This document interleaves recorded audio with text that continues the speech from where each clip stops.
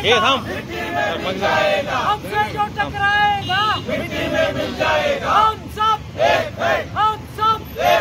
शक्तिपीठ महामार्ग विरोधी कृती समितीचा शक्तिपीठ महामार्ग विरोधी कृती समितीचा महामार्गाच्या जमिनी लुटणाऱ्या शासनाचा महामार्गाच्या नावाने जमिनी लुटणाऱ्या शासनाचा महामार्गाच्या नावाने जमिनी लुटणाऱ्या फडणवीसचा हम सब हक्काची शक्तिपीठ महामार्ग कृती काय आंदोलन आहे, कशासाठी आणि कुणाच्या वतीनं आंदोलन करण्यात? महाराष्ट्र शासनानं नागपूर ते गोवा शक्तिपीठ महामार्गाच्या नावानं शेतकऱ्यांच्या जमिनी संपादित करण्याचा जो GR काढलेला आहे आणि यामुळं महाराष्ट्रातील तब्बल 12 जिल्ह्यातून जाणारा हा शक्तिपीठ महामार्ग जवळजवळ 28,000 हेक्टर जमीन शेतकऱ्यांची यामध्ये संपादित होणार आहे। या सर्व जमिनी अत्यंत उपजाऊ आहेत, चांगल्या प्रतीच्या जमिनी आहेत आणि ह्या जमिनी जाऊनसुद्धा या मार्गानं साधणार आहे काय याचा उत्तर आम्हाला शासन देत नाही। उलट पर्यायी महामार्ग आज आपल्याकडं उपलब्ध आहे। आपल्याकडं कोल्हापूर ते नागपूर हा महामार्ग झालेला आहे, त्याचं काम पण पूर्ण झालेलं आहे आणि त्या महामार्गावर फार मोठी प्रचंड वर्दळ असते अशातला भाग नाही। अशा परिस्थितीमध्ये हा शक्तिपीठ महामार्ग काढण्याचं धोरण काय याचं मागं कारणच एवढं आहे की आम्ही ज्यावेळेस सर्वे केला, या सर्व विरोधी कृती समितीच्या कार्यकर्ते ज्यावेळेस शेतकऱ्यांच्या घरापर्यंत गेले, त्या गावात गेले, त्यावेळेस समजून आलं की नागपूरचे काही दलाल जमिनी खरेदी करण्यासाठी त्या ठिकाणी आले। म्हणजे याचा अर्थच असा आहे की या महाराष्ट्राचे उपमुख्यमंत्री देवेंद्र फडणवीस यांच्या कल्पनेतून हा निघालेला महामार्ग केवळ आणि केवळ बड्या उद्योगपतींना, कंत्राटदारांना त्याचा फायदा व्हावा यासाठी शेतकऱ्यांच्या जमिनी लुबाडल्या जाणार आहेत आणि हा महामार्ग हा कदापि जनतेच्या हिताचा नाही। म्हणून हा महामार्ग रद्द झाला पाहिजे ही प्रमुख भूमिका आमची आहे। आणि याच्या पुढे जाऊन जर महाराष्ट्र शासनानं हा महामार्ग करण्याची भूमिका जर घेतली तर त्यांना आम्ही गावबंदी करू।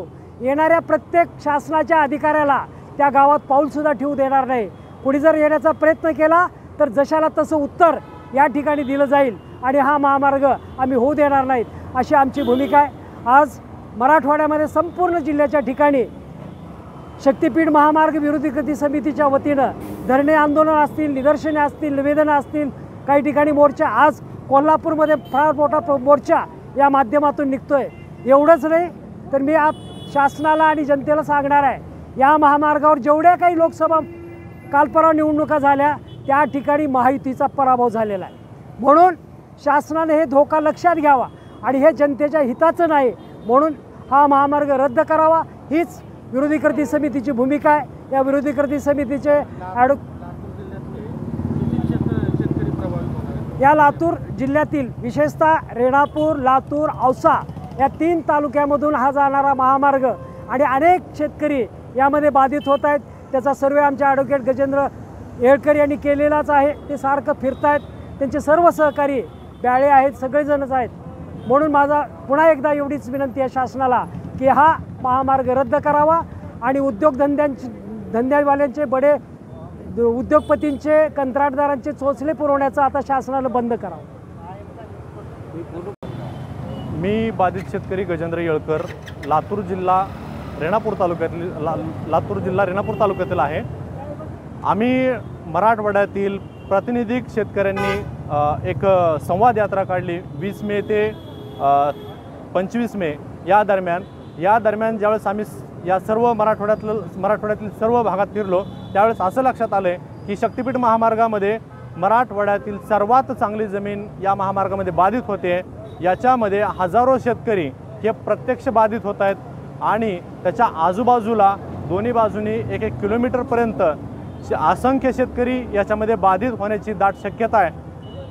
लातूर जिल्ह्यामध्ये मांजरा डावा कालवा, उजवा कालवा आणि मांजरा नदीचं लाभक्षेत्र, तसेच औसा तालुक्यामध्ये तेरणा नदीचं लाभक्षेत्र, या लाभक्षेत्रामधील अतिशय सुपीक आणि चांगली जमीन या महामार्गामध्ये जाते।